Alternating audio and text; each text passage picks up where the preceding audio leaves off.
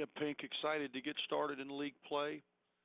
Uh, we've had a challenging non-league schedule coming off a heartbreaking loss in our last outing, and my hope is that through the next 3 days of prep, we'll be able to learn some things about ourselves through our first 13 that will be useful for us as we get into the grind of SEC play.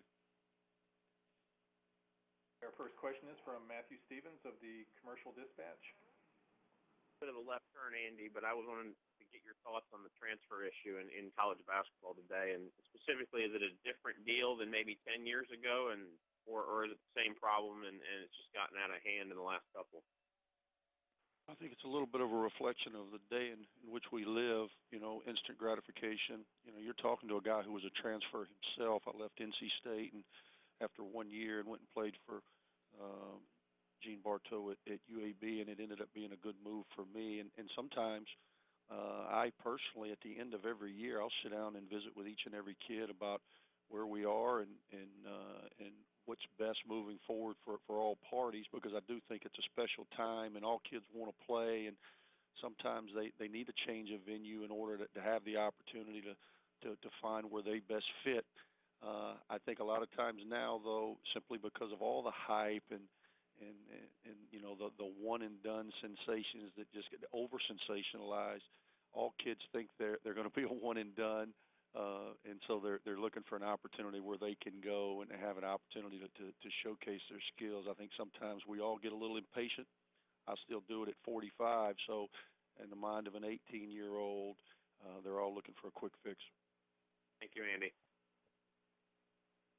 Next up is Bob Holt of the Arkansas Democrat-Gazette. Hey, Andy, how you doing? Hey, good morning, Bob. Hey, I remember at media days there was a lot of talk about, the league would probably be improved this year compared to last year, and just wondering what your take is on that so far in the non-conference. Bob, as we enter league play, I've had an opportunity to see most every team, just casually, obviously, as we prepare for Auburn and then a real quick turn with Mississippi State. That's where our focus is this week. But I think overall the league has improved top to bottom. We've always, I've been trying to be real candid that when Kentucky is good, our league is viewed as a different type league, and Kentucky's good. I think top to bottom, obviously the team that you cover the closest, Arkansas, has made huge improvements. And now Mike's, is it his third year or is his fourth year? Time gets away from me. But I think overall the league has improved. I think we've, in our non-league, everyone has scheduled more competitively. As a result, I think our numbers reflect that. And so once we have the opportunity to grind through this 18-game schedule, I think certainly the cream will rise to the top. Yeah, it's Mike's third year.